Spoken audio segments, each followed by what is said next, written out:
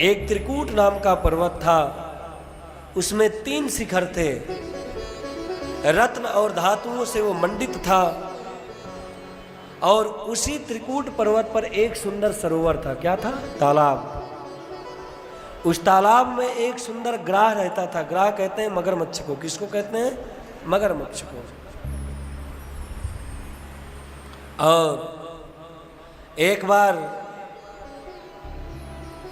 जो उस वन का राजा था वो था गजेंद्र।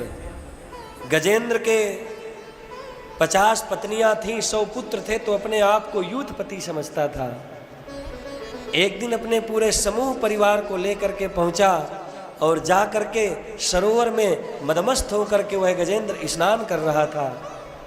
उस सरोवर में रह रहा ग्राह आकर के गजेंद्र के चरण को पकड़ लिया। तो गजेंद्र हंसने लगा, लगता है इसको मेरे शक्ति का अंदाजा नहीं हुआ।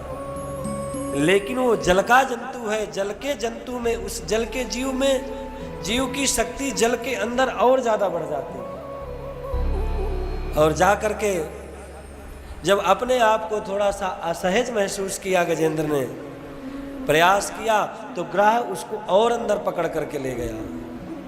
बोला क्या करूं, कैसे करूं? बच्चों से कहा तो बच्चों ने सूंड से सूंड मिला करके खींचा, लेकिन गजराज को एक तिल भर भी बाहर नहीं निकाल पाए। पत्नियों से कहा कि तुम तो मुझे छोड़ करके मत जाओ, तुम तो मेरी अर्धांगिनी हो, मेरी पत्नी हो। पत्नियों ने भी थोड़ी दिन कोशिश करी, फिर बोले अब आप निकलोगे नहीं तो कहां तक रुके।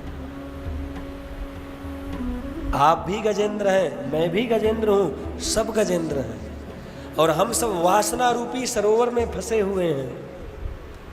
और जिस परिवार, जिस पुत्र को हम पालते हैं, पोषते हैं, जिस पत्नी को जब ये शरीर वृद्धा अवस्था में अस्पताल में पहुंच जाता है, तब पुत्र भी कहते हैं कि डॉक्टर कहता है कि अब तो ले जाओ, तब पुत्र भी कहते हैं कि अब ये चला ही जाए तो ठीक है।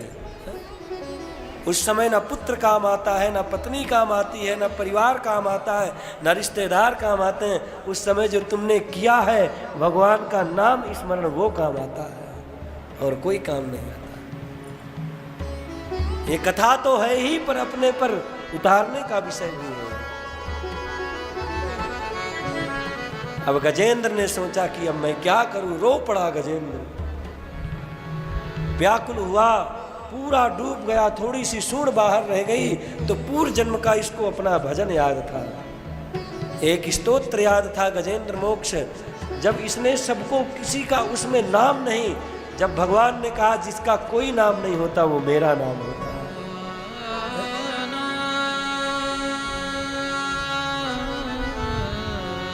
हे गोविंद हे गोपाल अब तो जीवन हार। अंत में कोई काम नहीं आएगा, यही काम आएगा। हे गोविंद हे गोपाल अब तो जीवन हार। सूरदास जी कहते हैं, नीर पीबन हेतु गयो सिंधु के किनारे, सिंधु बीच बसत ग्राह चरण लई पखार। हे गोविंद हे गोपाल अब तो जीवन लड़ता रहा ग्राह से गजेंद्र पर। जब अपने आप को असमर्थ पाया, तब अंत में जब सोचा कि सब छोड़ करके चले गए, 4 पहर युद्ध भयो लय गयो मज द्वारे। 4 प्रहर युद्ध भयो लय गयो मज द्वारे। नाक कान डुबन लागे तब कृष्ण को पुकारे। हे गोविंद राखो शरण अब तो जीवन हार। द्वारिका में शब्द भयो शोर भयो भारे, शंख चक्र गदा पद्म गरुड़ लई सिधारे। सूर कहे श्याम सुनो शरण है तिहारे। अब की बार पार करो नंद के दुलार। हे गोविंद हे गोपाल अब तो जीवन। हा कहा, री कह ही नहीं पाया। भगवान गरुड़ पर आए, सुदर्शन चक्र छोड़ा, ग्राह के मस्तक को सर से अलग किया।